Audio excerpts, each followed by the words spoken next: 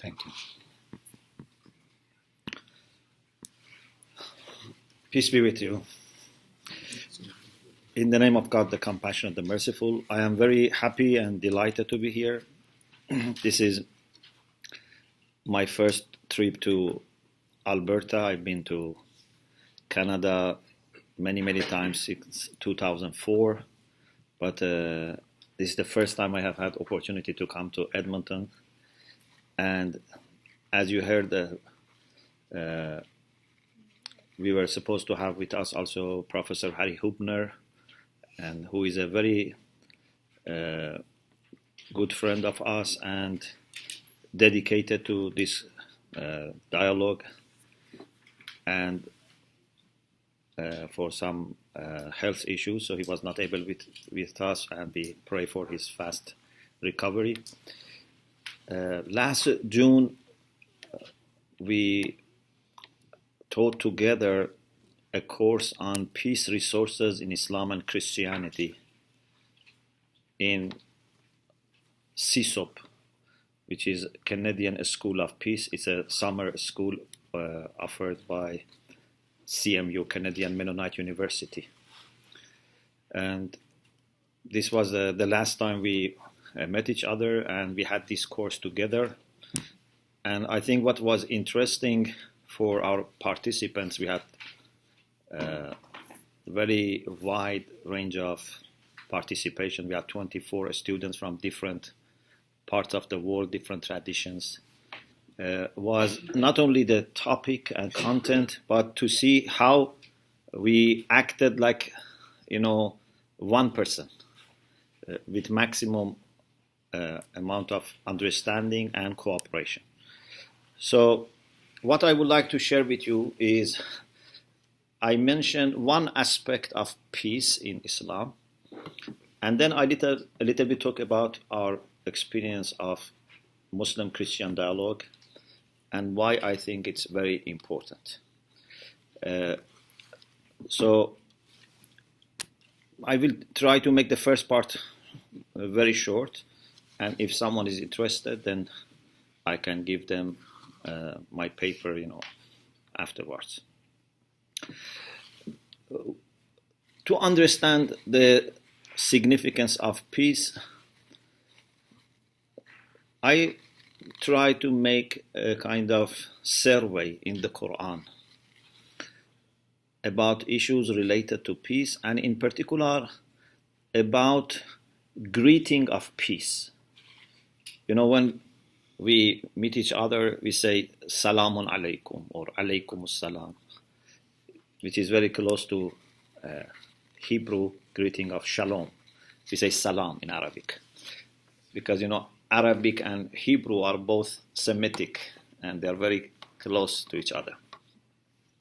So I made a survey to find out what is the significance of this greeting and who are actually who offer this greeting. And I want to share with you the result of that survey. The Quran tells us that this is the greeting that the prophets used to offer. For example, in chapter 11, verse 69, the Quran talks about Abraham receiving angels as guests without knowing first that they were angels. And the way they greeted him and he greeted back was to offer greetings of peace. We have a very interesting case about Jesus. Chapter 19 of the Quran is called after Lady Mary. So chapter 19 is Surah Maryam. And in this chapter we have a story of birth of Jesus, among other things. And we believe that Jesus spoke when he was a just newborn baby. And that was to support his mother against the accusations that were addressed to her, how you can have a child without being married. So Jesus, in that conversation with people which are mentioned in verses 30 to 33 of chapter 19. Said that I am a servant of God. He gave me the book and He made me a prophet. He made me a source of blessing wherever I am. جعلني مباركا أينما كنت. So wherever I am, I would bring blessings. And God enjoined me to pray and to give alms as long as I am alive, and to be kind to my mother. And then He ended with something very special. And as far as I remember, this is the only case that someone greets himself with greeting of peace. So he said, Assalamu alayya yawma wulidtu wa yawma amutu wa yawma ub'athu hayya. Peace be with me. The day I was born, the day I die, and the day I'm going to be resurrected. And this shows that this is not just a formal greeting, because if it was a formal greeting, you greet other people. This shows that this is a prayer for peace. So you ask God to give the person that you meet peace, but you may also ask God to give you peace. So Jesus asked God to offer him peace. We have in the Quran references to the fact that inhabitants of heaven also greet each other by offering peace. For example, in chapter 10, verse 10, we find that the people of heaven, they glorify God, they praise God, but they also greet each other by saying salam. Tahiyyatuhum fiha salam. They greet each other by offering peace. Or in chapter 14, verse 23, again we have tahiyyatuhum fiha salam. The people who are in heaven, they greet each other by offering greetings of peace. We have about the angels. Angels in different contexts are recorded to offer peace. For example, in this world, when angels went to visit Abraham and give him the good news of having a son, they offered salam, peace. But also we have about the time of death, when we are departing from this world. So the Quran says those who depart, those whose souls are going to be received by angels, while they have purity, they are virtuous and pious, the angels would tell them, Salamun alaykum, udkhulul jannata bima kuntum ta'malun. Peace be with you. I'm sure when we are going to die, we might have worries.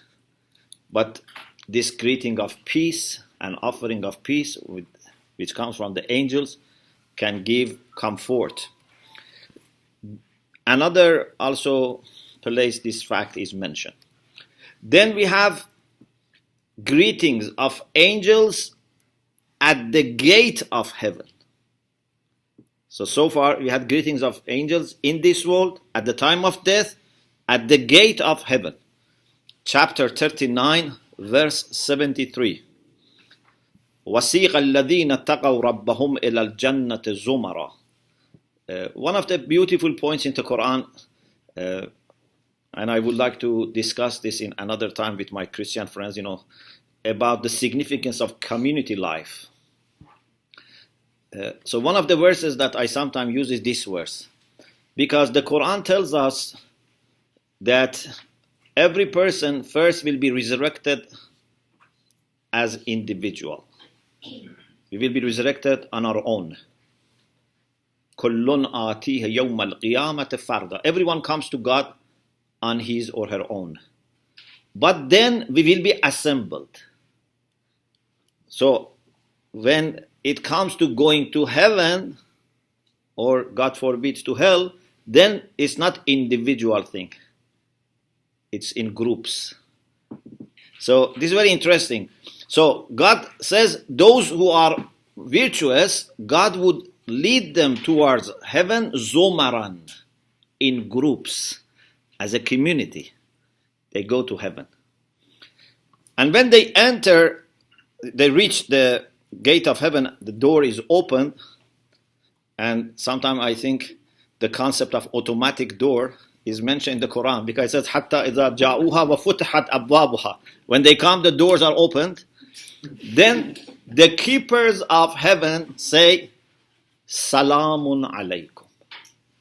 Right at the gate of the heaven, they say, peace be with you. طِبْتُمْ فَادْخُلُوهَا خَالِدِينَ. You have achieved purity. Enter and remain here forever. And inside heaven, after they are settled in heaven and they have their own houses or palaces, again angels come and visit them. So it means it's like something, like a sustenance that you have to receive all the time, to receive this peace. So in chapter 13, verses 23 and 24, God talks about people who enter heaven with their parents, spouse, children. وَالْمَلَائِكَةُ يَدْخُلُونَ عَلَيْهِمْ مِنْ كُلِّ بَابٍ. From every gate, angels visit them. So their houses may have many gates. So from every gate, they visit them and say, Salamun alaykum bima sabartum. Peace be with you because of your patience. Because patience is a key requirement for success in this world.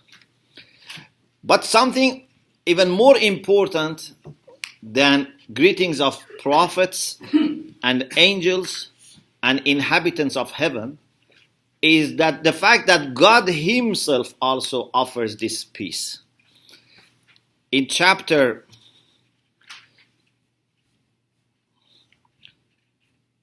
19, we have about John the Baptist. You know, John the Baptist is called in Islamic literature Yahya. Is a very important personality for us. It's a prophet. So God says, وَسَلَامٌ عَلَيْهِ يَوْمَ وُلِدَ وَيَوْمَ يَمُوتُ وَيَوْمَ يُبْعَثُ حَيًّا. Peace be with John the Baptist, the day he was born, the day he would die, and the day he will be resurrected. It's very, very similar to what Jesus said. But Jesus said it to himself. Here God says this to John the Baptist.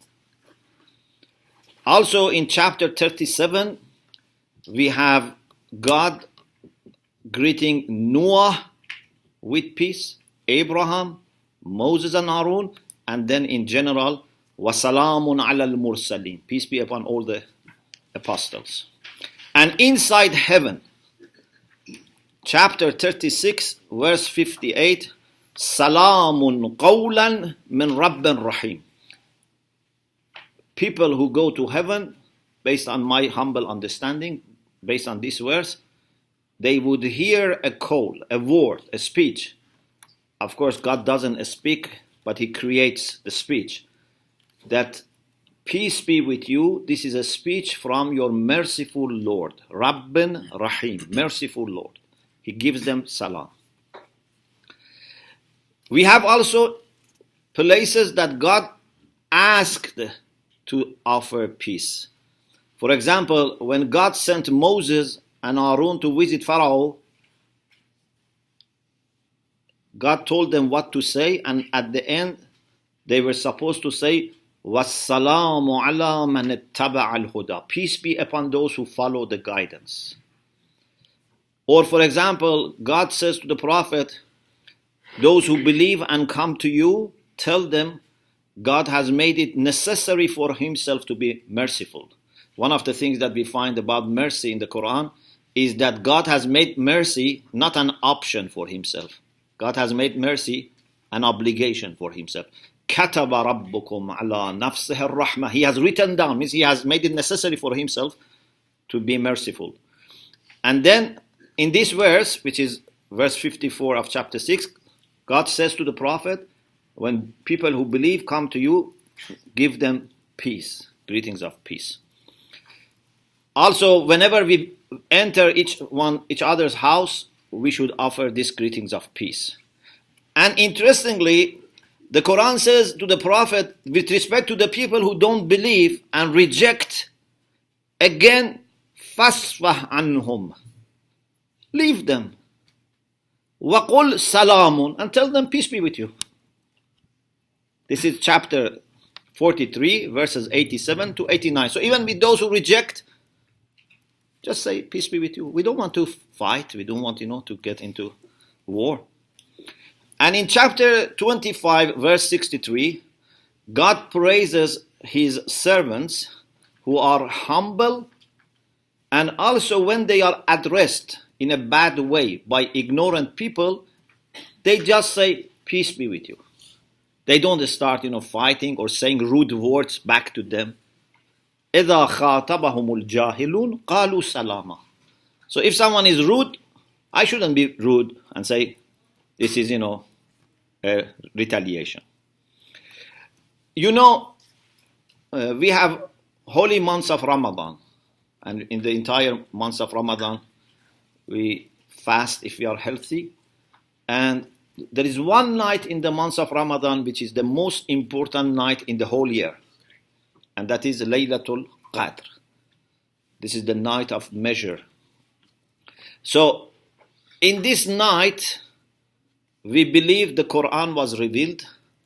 We also believe in this night our affairs for the next 12 months are decided by God. So we try to be very alert. We try not to sleep. We try to ask for forgiveness. We try to be kind. We try to reflect. We try to pray. That's the night that Muslims try to keep all the night awake. One of the things that we find in the Quran about that night is that this is the night of peace. Salamun hiya hatta matla' al-fajr. From sunset till after dawn, it's peace. So the best night is characterized as the night of peace. And about heaven, the Quran says heaven is Darus Salam, the abode of peace. When Muslims went to East Africa, they called, the city of Darus Salam, because they wanted to have a peaceful life there. The capital of Tanzania. So the best time is characterized as the time of peace. The best place characterized as the place of peace, and also God himself. One of the names of God is peace. In chapter 59, verse 23, هو الله الذي لا إله إلا هو الملك القدوس السلام المؤمن المهيمن العزيز الجبار المتكبر. One of the names of God is Salam. He is peace.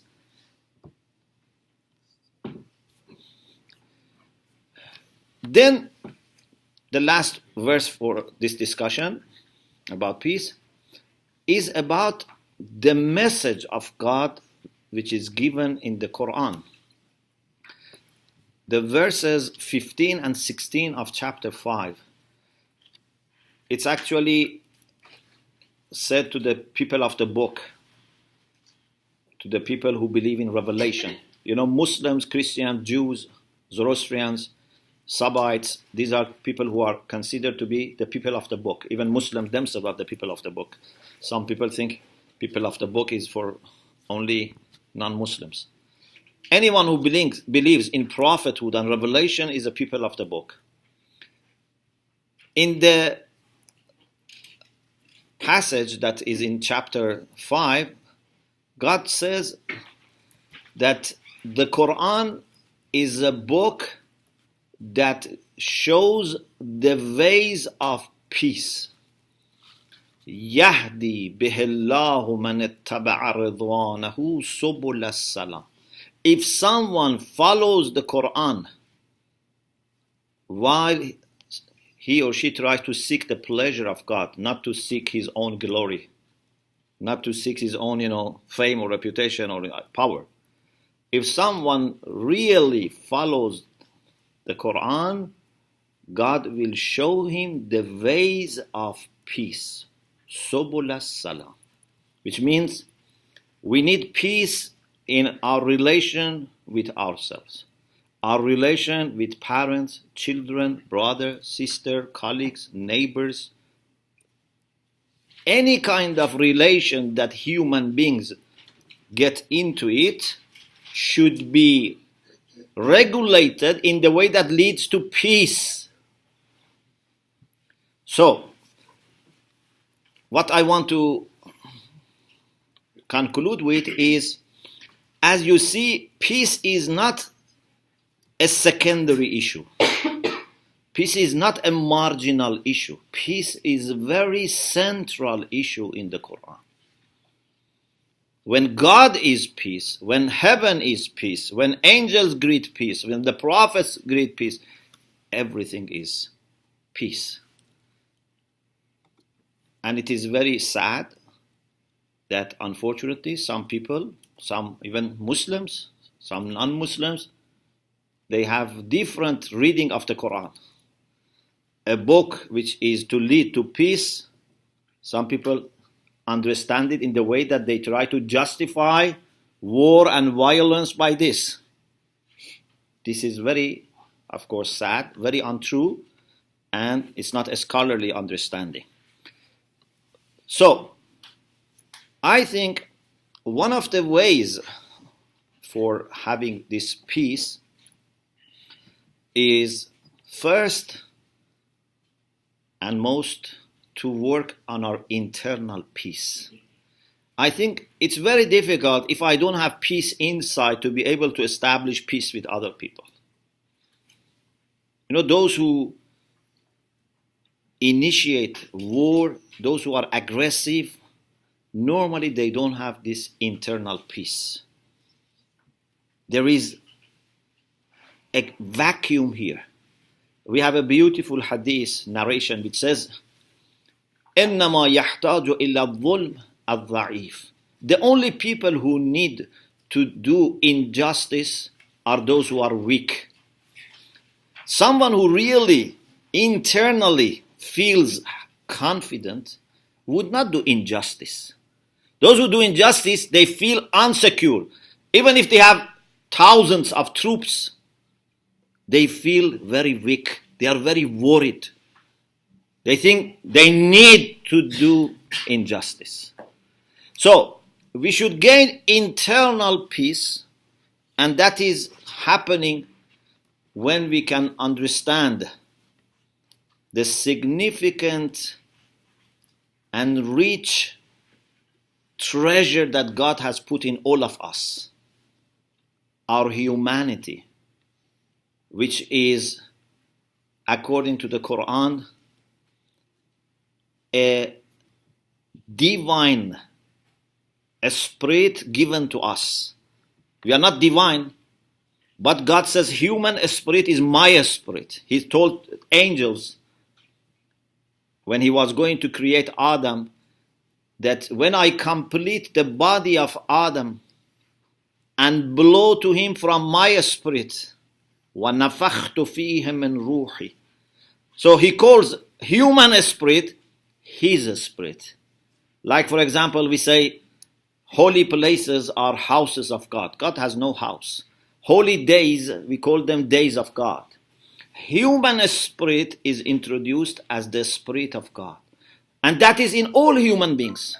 All human beings have that divine and pure treasure here. And if we can reach that treasure, we will feel so dignified and so empowered and so rich that we just want to share and not to take away from people. We want to share. Also, in addition to having this internal peace, which needs very much spirituality, especially in my understanding, the key in spirituality is humbleness. You cannot be a spiritual person and not be humble. This would lead to having good relation with other people. You don't feel you have any privilege over other people. And you try just to be helping other people.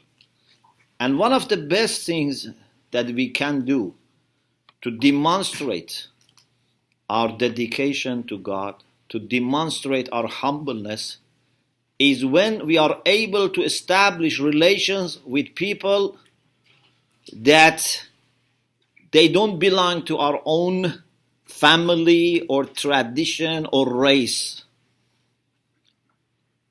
I end with one story and leave some time for question and answer.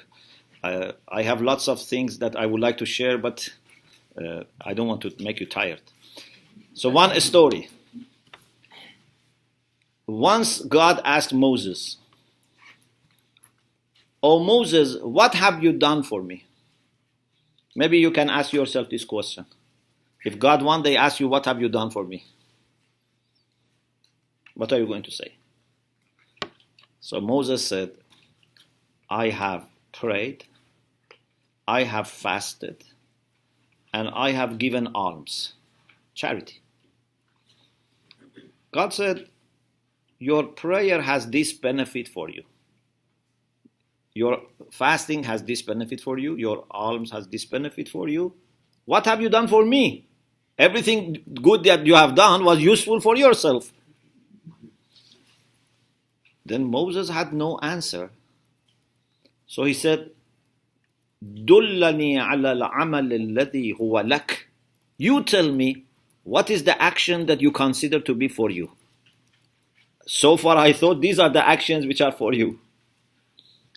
Then God said, "Hal walayta li waliyan?" Have you ever adopted as your brother, as your fellow believer, someone that has no relation with you, but just because of me?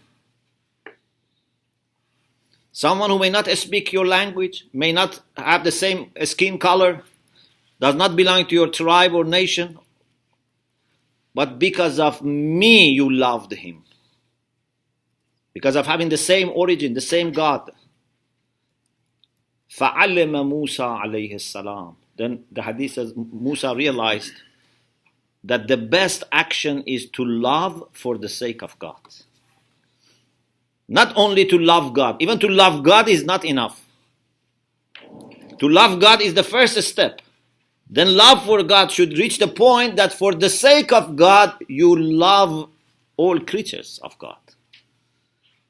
If I say to someone, "I love you," but I don't love your children, and I don't bother what happens to your children, he says, "How do you love me?"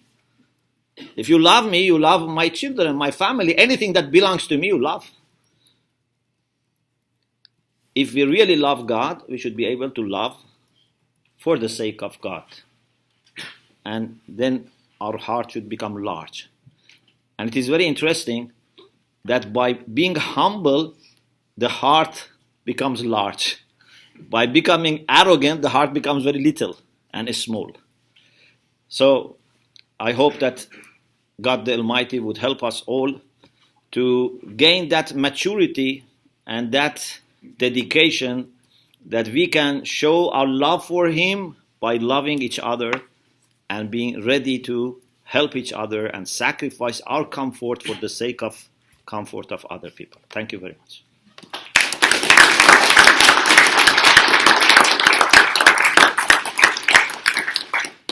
Thank you both very much. We have plenty of time for open discussion, for comments and questions.